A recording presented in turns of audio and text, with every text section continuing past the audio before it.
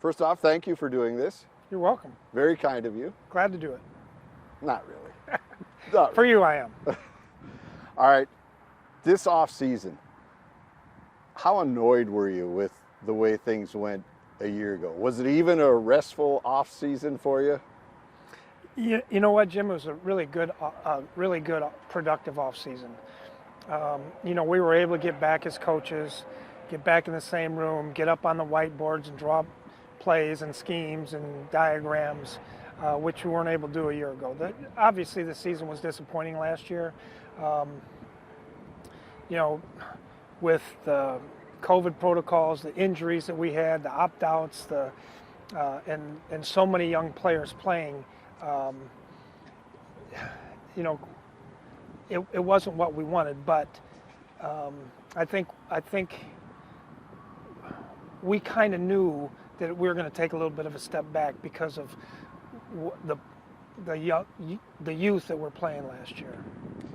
Well, I heard Andre Patterson talk earlier during OTAs, and he said that you and him really got into it and tore the defense down and started building new schemes and things like that. And he said he felt reinvigorated almost, that it was such a great thing to do, that the league has changed, we have to change some things. Is that the way you see this as well? Yeah, it was a little bit like, when we first got here and when we very first got here and got in a room together, trying to teach everybody exactly what we're doing. And it's kind of the same way now. I think, but the additions we made to the football team with the personnel has really helped. And now hopefully with the addition of the personnel and the schematic changes that we've had, I think it's going to be a lot of fun. I think everybody's really excited about it.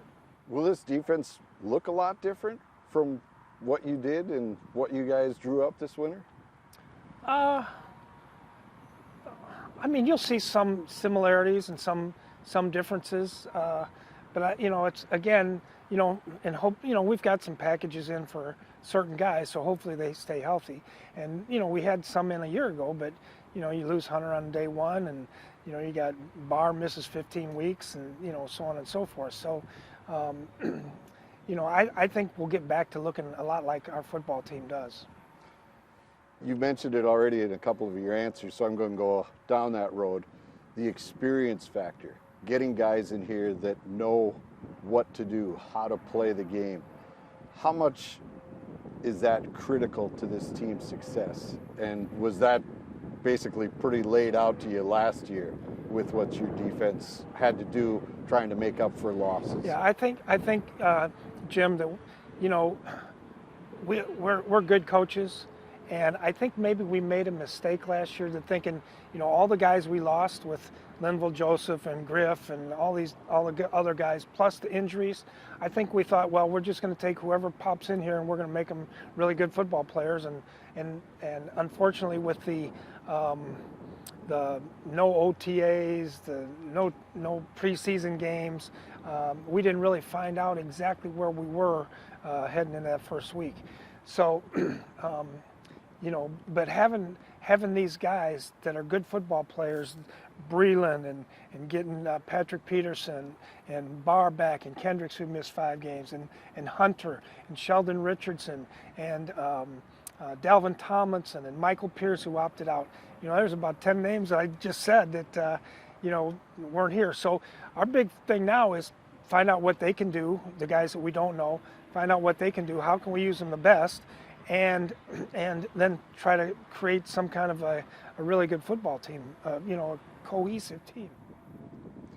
What does it say to you that a lot of these guys came back? Stephen Weatherly, Sheldon Richardson, Anthony Barr elected to rework his deal and stay here.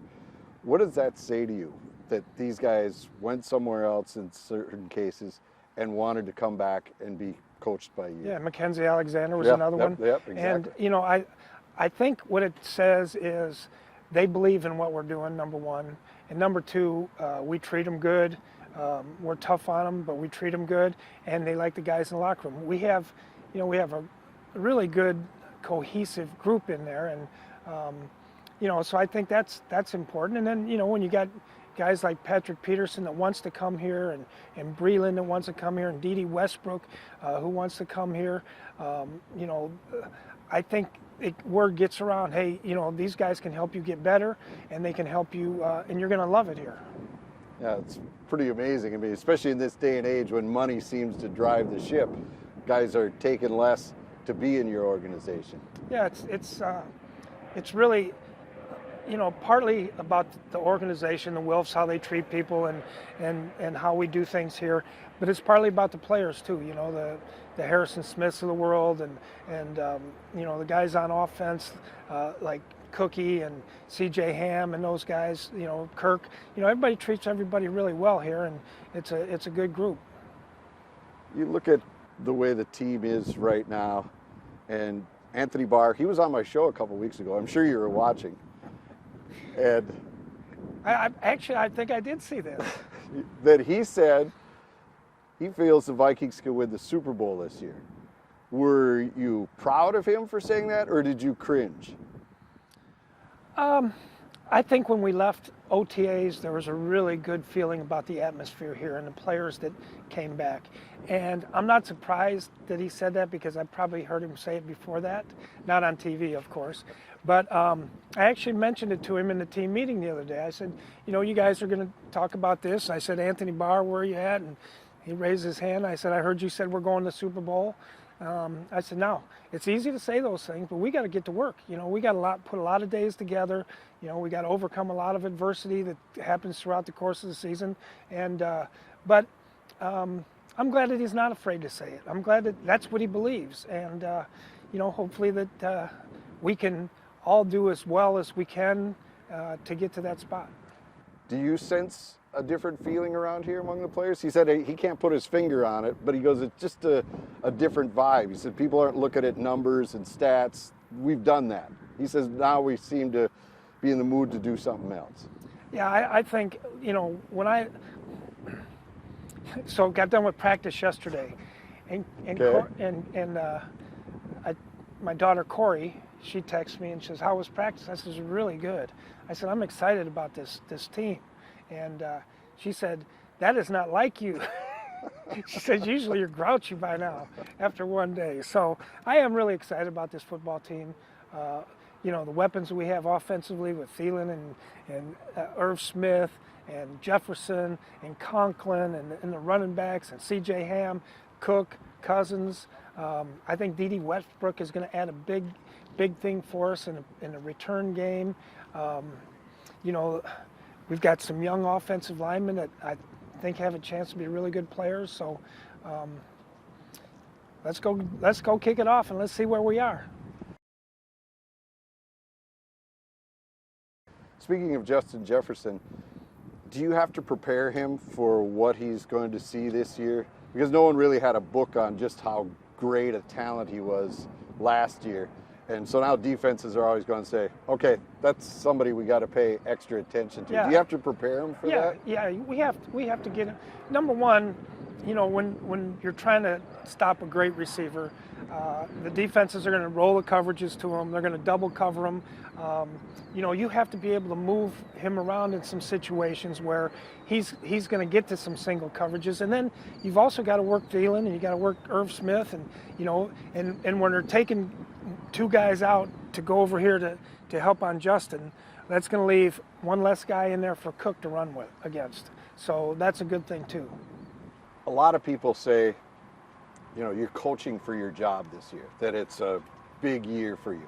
But isn't every year a big year? I mean, Yeah. Doesn't that really, it's like, who cares? Yeah. You know you got to win, right? Every game, every year. You know, I have a lot of confidence in my ability. I think throughout the course of the 7 years, we've done some really good things here. You know, I love it here. I love the organization. I love the football players. Love the owners. But, you know, if that's what it comes down to, then so be it. I've always been a fighter. I've always been, you know, a guy that had to prove myself every step of the way. You know, I didn't get a head coaching job until I was 59. Bud Grant retired at 58, I think it was.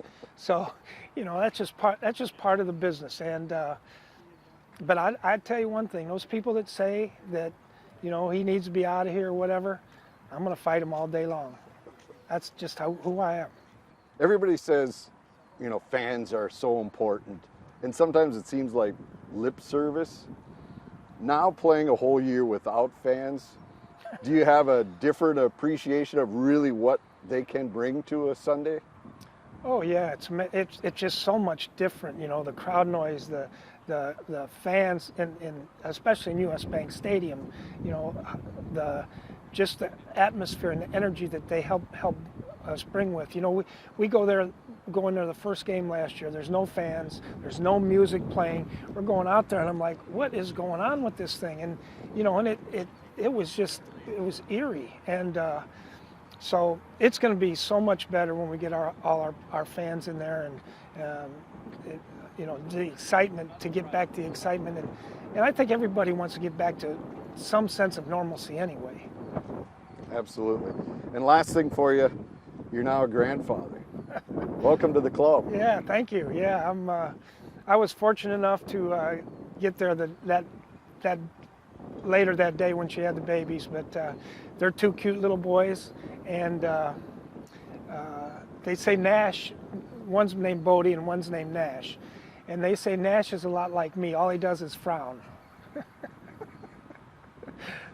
Now, do you now feel like what offensive linemen see when they line up against your double A gap blitz? Because there's two of them coming at you now? Yeah, a little bit of that. I can't wait till they're like 10. I can have a lot of fun with these guys.